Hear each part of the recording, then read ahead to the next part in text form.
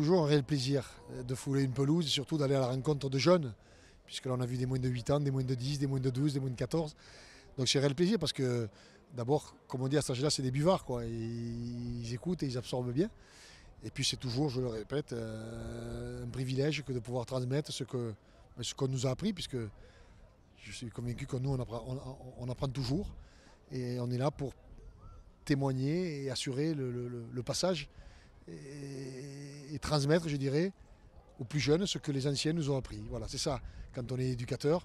Et moi, c'est toujours un réel plaisir. Alors, c'est vrai que passer de Toulon, là, c'est pas la même chose. Mais il y a quand même le ballon, il y a quand même l'écoute, il y a quand même l'envie de faire progresser. Tout ça, ça m'a toujours passionné. On se doit de recevoir notre président de façon courtoise et puis en ayant attiré le plus de monde possible, parce que je pense que ça ne doit pas être un moment confidentiel. Donc c'est ce qu'on s'est employé à faire. Et puis la deuxième chose en termes de sentiments, c'est surtout une grande fierté pour notre club, le Stade Olympique Voironnais, et pour la ville de Voiron, puisque le maire, les commerçants, enfin plein de personnes se sont impliqués dans sa venue. Quand on discute, c'est du ballon, c'est du jeu, c'est du placement, c'est de rugby. D'accord, par moment, vous rigolez, non, concentrez. On s'applique le ballon, bam, on va chercher, là, on va chercher, il ne tombe pas le ballon.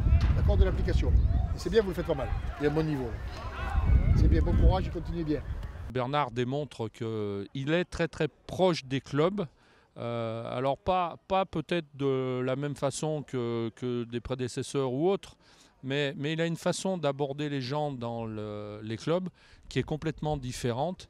Et ce côté encore plus passionné quand il entraîne des gamins, c'est vrai que c'est quelque chose d'assez exceptionnel qui marque les gens. J'ai eu la chance de poser quelques questions sur les difficultés qu'on rencontre justement dans le groupe senior par rapport à l'intégration des jeunes qui arrivent des U18 où forcément quand tu as 18 ans et 1 mois, tu n'es juste pas suffisamment fort physiquement ou techniquement pour pouvoir jouer ne serait-ce qu'en Fédéral 3 et maintenant en Fédéral 2. C'est un peu notre credo. Bon, moi qui viens du terrain, qui a été président de territoire pendant 20 ans, je l'ai toujours dit, il faut que même arrivant à la tête de la fédération, on ne perde jamais le contact avec les clubs parce que c'est là où on a le plus grand risque d'erreur.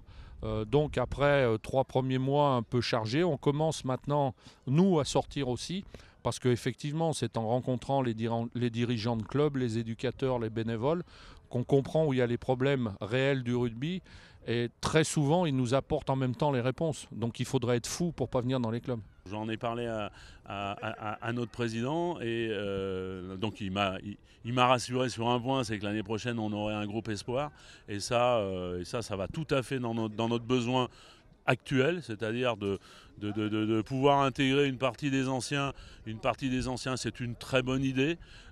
Et avec une majorité de plus jeunes, c'est-à-dire des moins de U23, moi ça va tout à fait dans ce qu'on veut faire. On est aussi, nous, avec des tableaux de bord qu'on va suivre pour voir quels sont les impacts des mesures qu'on prend, parce que là aussi, on peut prendre des mesures croyant aller dans le bon sens, et puis s'apercevoir au bout d'un an que ce n'est pas forcément ce qu'on attendait. Donc on fera dans toutes les catégories, et pour toutes les mesures qu'on a prises, un point d'achoppement l'année prochaine au mois de juin, pour voir les résultats que ça a produit. On a fait une réunion pendant 1 heure avant avec des gens concernés par les différents secteurs, féminins, professionnels, amateurs. Donc c'était une bonne réunion pendant 1 heure où on a débattu effectivement des réformes que nous mettons en place, que nous allons mettre en place.